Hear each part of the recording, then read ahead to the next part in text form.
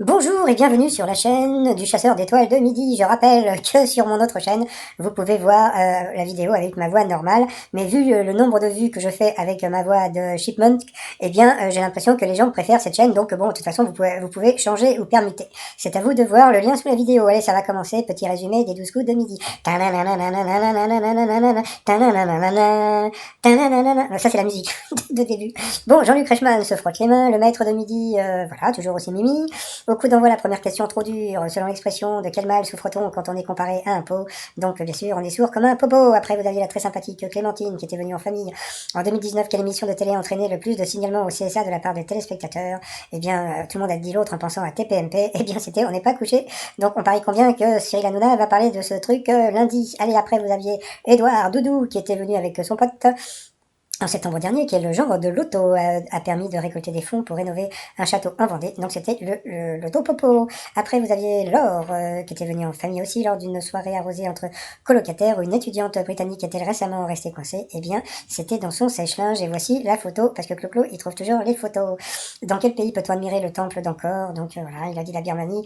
Comme j'ai dit sur l'autre vidéo, bon, c'était un peu décevant, puisque moi je pensais qu'il avait voyagé. Donc c'était le Cambodge. De quoi traite réellement la chanson Vamos a la playa? Oh, oh, oh, et bien c'était des dangers du nucléaire. Et bien, ça, c'était une question qui était vraiment très intéressante. Sur cette question, elle est passée au rouge. Qui dit rouge dit duel. Elle a pris l'or en duel. Quelle une question dure. Quel produit fut consacré roi des fromages par le gastronome Jean-Anthelme Bria-Savarin? Eh bien, c'était les poisses.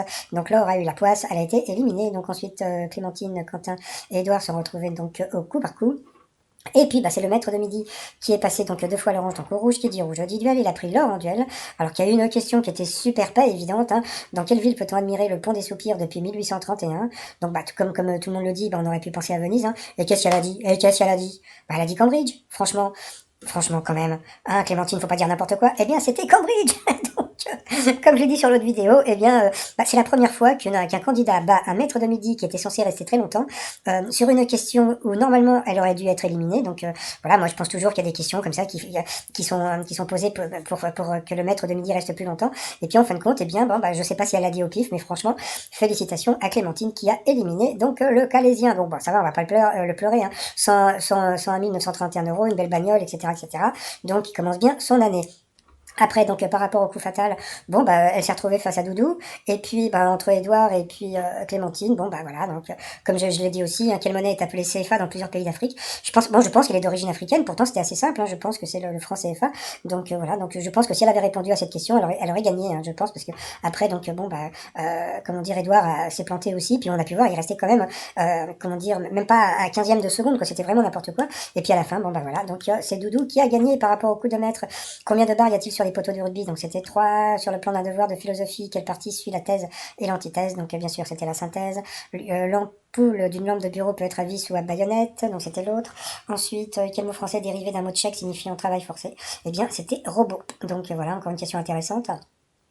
Au cinéma, de quoi Jean Mineur était-il un pionnier? Donc bien sûr, c'était la publicité. Donc il a gagné quand même 100 € à partager, donc ça lui fait 50 €. C'est pas terrible. Par rapport à l'étoile mystérieuse, bon, ça bouge pas trop, donc vous avez toujours le Kilimanjaro. Et puis le camélia. Donc moi je reste sur le prince Charles, puisque il voyage souvent en Tanzanie, puisque je crois que le Tanzanie faisait partie du Commonwealth. Et puis sa femme c'est Camélia Parker-Bowles. Donc voilà, et puis pour finir, les t-shirts, hein, donc Royal Family avec Prince, etc., etc. Mon t-shirt est trop mignon, il est trop mignon ce t-shirt, tout ça sur le site trop-mignon.com. Et puis bye bye aux Calaisiens, et puis bienvenue à Doudou, qui n'a que 50 € à son compteur, donc voilà. Donc bon, je sais pas s'il va rester longtemps, je ne sais pas qui est le nouveau maître de midi, et qui va devenir encore le grand maître. Donc comme je dis, je pense qu'il y a un vivier qui est établi pendant les castings, donc on verra. Donc je pense qu'on ressent quand il y a un maître de midi qui va rester. Hein. Allez, je vous souhaite une très très bonne journée, et puis je vous dis à demain, portez-vous bien, bye bye.